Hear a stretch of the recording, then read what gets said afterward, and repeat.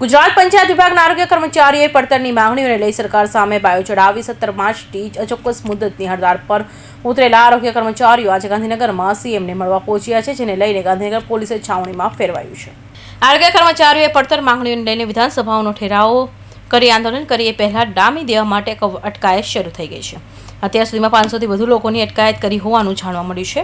આરોગ્ય કર્મચારીઓની હડતાળના લીધે આરોગ્યની સેવાઓ ખોરવાઈ શકે છે, જે જોખમને ધ્યાનમાં રાખી સરકાર દ્વારા એસ્માદ એસેશિયન સર્વિસ મેન્ટેનન્સ એક્ટ લાગુ કરાઈ છે। આ અંગે આરોગ્ય મંત્રી ઋષિકેશ પટેલે જણાવ્યું હતું કે આરોગ્ય કર્મચારીઓની હડતાળ એકદમ ગેરવ્યાજબી છે।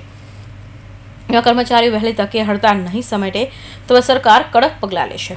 આરોગ્ય કર્મચારીઓની મુખ્ય માંગણીઓમાં MPHW, FHW, MPHS, FHS, TMPH, THB અને જિલ્લા કક્ષાના આરોગ્ય સુપરવાઇઝરના કેડરોનો ટેકનિકલ કેડરમાં સમાવેશ અને ગ્રેડ પે સુધારણા સામેલ છે। આરોગ્ય વિભાગના કર્મચારીઓ MPHW, FHW અને એની સબસિક્વન્ટ કેડર આ લોકો હડતાલ ઉપર ગયા છે। એમની સાથે વાતચીત કરી હતી। અમારા સેક્રેટરીએ પણ એમની સાથે વાત કરી હતી અને જે વાતમાં શક્યતાઓ હતી એમાં કહ્યું કે આનું નિરાકરણ આવી શકે એવું છે અને બાકીના કેટલાક વિષયો એવા હતા કે સમગ્ર ગુજરાતનો જે આખો વહીવટ છે એના ઉપર અસર કરી શકે એવી વાત એમની હતી। એટલે એ બાબતે પણ ચર્ચા થઈ અને જે બાબત ઉપર સંમતિ બનતી હતી એમાં કહ્યું છે કે આ બાબતમાં અમે ચોક્કસ વિચારીશું।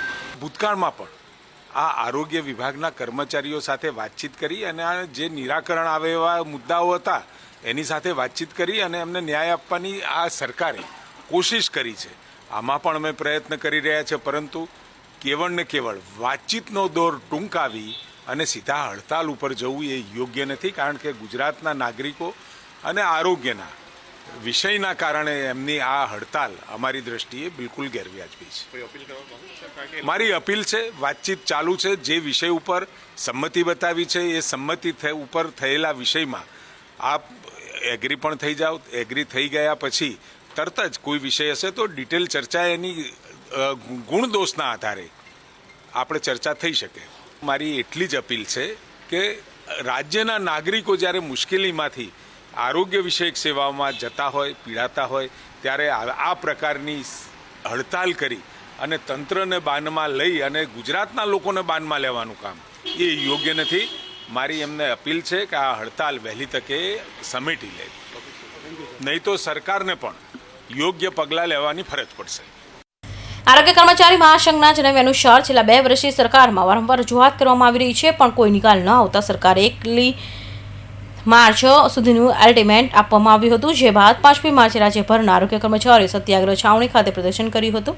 7મી માર્ચથી ઓનલાઈન ઓફલાઈન કામગીરીનો બહિષ્કાર શરૂ કર્યો હતો, જે બાદ કર્મચારીઓ 17 માર્ચથી અચોક્કસ મુદતની હડતાળ પર ઉતર્યા છે।